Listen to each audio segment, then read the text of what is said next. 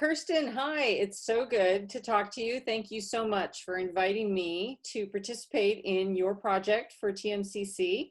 For those of you who are watching, my name is Sonya, and I've been a friend of Kirsten Maschenter's for about 30 years. And she has asked me to interview her about her upcoming exhibit at TMCC entitled Xerophytic. Am I saying that correct? Xerophytic, yes, you are. Hi, S. It's good to be here with you today. Oh, well, it's good to be here with you. Yeah, it's And I'm kind of so nice to excited. actually be with you inside because, usually we're outside, like in the front yard or something. So it's nice to be with you in an enclosed space. And we usually have masks on, and now we don't have to, which is why I wore lipstick. All right. Well, Kirsten, let me start off by asking you what xerophytic means. Well, so a xerophyte is a plant that needs little water to survive. And so xerophytic is the adjectival form of the word xerophyte. And we have a lot of xerophytes in the Great Basin and all We across do. Nevada. We do. And in fact, pretty much everywhere you look in Nevada, you'll see, once you start looking for xerophytic plants, you will see them absolutely everywhere. And if you come to TMCC and go to the Red Mountain Gallery, you will see them everywhere up on the walls because that's where they're living at the moment. Very good. Well, why don't we look at one of your pieces and then we'll start talking about it. Okay. And again, this is going to be at the Red Mountain Gallery at TMCC, opening on December 4th. December 4th. Yes. Can you see the image? That looks great. So this one is in the Calico Mountains and the Calico Mountains are a range that butt up to the western side of the Black Rock Desert. So this is just kind of a little bit southwest of where Sonya Meadows is, for those of you who are familiar with the Black Rock area. How far out did you range in collecting your photographs? Well, in total, we actually went all over northern Nevada. So we went as far east as almost to Jackpot, which is about where where one of the boundary areas of the Great Basin is. We hit the Toyabis, we hit the Tokemas. I went down towards US Highway 6 and got some images in both the Columbus Salt Marsh and Queen Valley, which is right up against the California border, right down near where the White Mountains are. And then we went up and then I also took a bunch of photographs up in the northwestern area of the state, around in the Granite Range, in the Calico Mountains, and also in and around Sonya Meadows. So I actually did have covered quite a bit of ground for this particular series. So in addition to being xerophytes, each one, how did you specifically choose your subjects?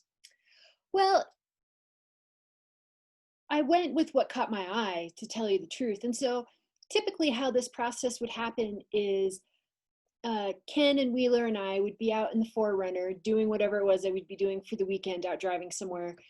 And when we would stop to camp, while Ken would set up the tent, I'd take out the camera basically and walk around near where we were to see what was catching my eye. So for example, with this particular image, I took this at about sunrise, and we had camped for the night, and Ken was, in this particular case, making breakfast when I went out with the camera and started walking around looking for plants that I thought were interesting. I'm going to stop sharing for a moment and share another one. So this image was taken in the Clan Alpine Mountains. So this was off Highway 50 on the east side of Fallon. And as before, as the image that we just saw, this one I took in the morning while Ken was making breakfast. So I mean, basically what happens is, Ken sets up the tent stuff, or Ken is dealing with food, and I walk around where we're camped with my camera and see what catches my eye. Were you able to ID all the plants that you photographed? I haven't been able to ID any of them because I'm not a botanist. And so if you wanted to know what plants these were, I wouldn't be the person to ask. Very, very well. That's fair. Tell me a little bit about what inspired you to make this work right now. Well, I love Nevada, and I think that Nevada is very unique in that there is so much public land that is accessible. And, that kind of coupled with, the pandemic and trying to not just socially distance, but really keep as far away from people as I can, Nevada has been great in terms of giving me space to go out and be active, but not be around people. And so it's actually been a real pleasure to go and look at the state from the ground level, because I think that Nevada has a lot of beauty that is often, overlooked when people are driving by. It's like, you're going 80 miles an hour on I-80, and what do you see? You just see like a sea of sagebrush and maybe some mountains off in the distance. And it's not, unless you stop for a moment and really look at what's out there, it's not necessarily a compelling landscape at first glance. And so my hope with this is, to make people look at Nevada maybe just a little bit differently and to see that it's probably not what you think it is. Well, this is certainly not an image you would see driving by at 80 miles an hour. You definitely have to slow down and stop, and it's a stunning image. Can we look at a few more images? Yes. Is there anyone in particular you want to see? No. Okay. I'm wondering if that's a buckwheat, by the way. It could be. Like some of them, yeah, and I haven't really been able to find a book to tell me what they are. I need to get one of those Great Basin Yeah. identifiers. Or a botanist. Yeah. Or just a person who will write a book with me to do this.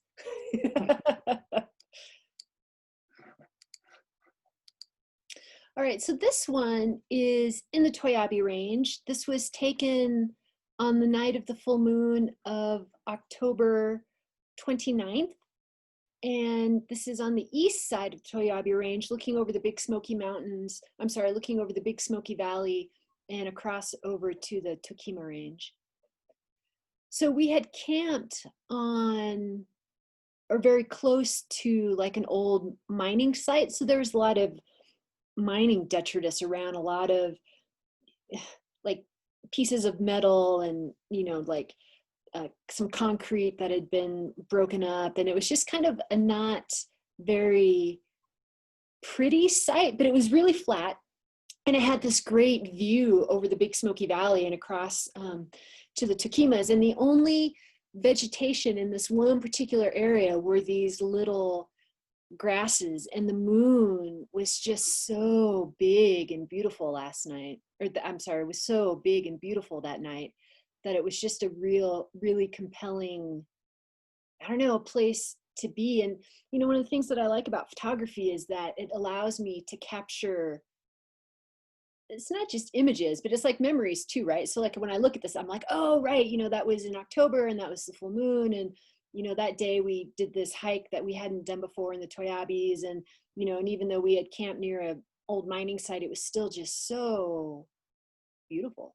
Well, anybody who spent any time in Nevada can recognize those little bunch grasses that you see there, but you're often not paused long enough to see them, but they are everywhere. You see rice grasses and, cress grasses and things. So, I love the way that the light is filtering through the grass there. And I have to say, I'm looking at this and I'm thinking that'd be an awesome jigsaw puzzle.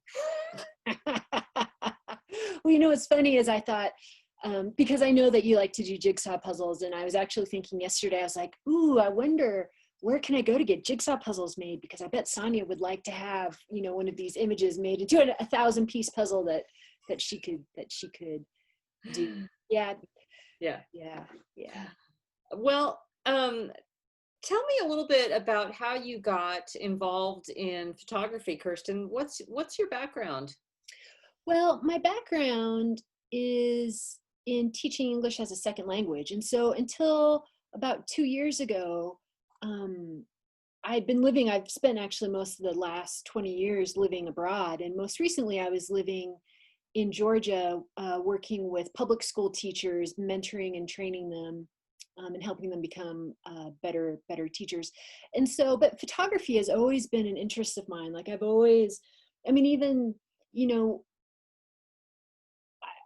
I don't know, there's just something for me about like capturing an image and showing it to people and helping them see something that, you know, that they might not see otherwise. But photography has always been an interest of mine. And so, you know, I started taking classes at TMCC to try to, you know, up my skill level and get some more experience and, you know, meet some other photographers and try to see if this was something that, you know, I could legitimately pursue. And so now I've pretty much have left teaching behind, and you know, this is kind of the path that I'm going down. And people can see your work starting December 4th at the TMCC Red Mountain Gallery. And the show runs through what date? January 24th. January 24th. And the hours of the gallery, do you know? Well, basically, so right now, because of COVID restrictions, access to the Red Mountain Gallery is a bit limited, but I do have images up on my website, which is bluemashstudio.com. Great. Anything else that you want to share about your work with your audience? Not particularly, although I do, you know, I hope that if, you know, maybe you're watching this and you've never really thought about Nevada being a beautiful place, that you look at some of the images and maybe, you know, the next time you're out in the middle of the desert, stop the car and just take an extra moment and, you know, take a deep breath and look to see what's around you on the ground, because, you know, you might be surprised. You might be surprised. I was. You might be surprised. That's a good takeaway. I like that. So what's next? Well, so one of the last projects that I did was photographing gummy bears, because for me, there's something about like, it's kind of like with stained glass, like the way that the light filters through the gummy material. And so I think I want to revisit that. Like, I don't think I finished. I'm not done with gummy bears. And so to tell you the truth, I think gummy bears might be next. But with the Xerophytic, you know, I want to continue on this project because I want to go out. Like, so this particular series of photographs I did August, September, October. And so I want to go out there in the spring too and see what these plants look like, you know, when they're waking up from winter and when it's time for them to kind of renew and, you know, come out for the year. And so I may put this on pause for a little while, but I'm also not done with this. Well, that would be a great series. I would love to see the 4 seasons or even just 2 seasons. It's compelling work, and I really appreciate you sharing it with us. Is there anything else you want to leave your audience with? No, but I just want to say thank you so much for doing this with me. It's really nice to kind of just have the opportunity to talk with you. Not even about my work, just to be able to talk to you inside. I know. It's great. We don't have to wear a jacket or a mask. Yeah, exactly.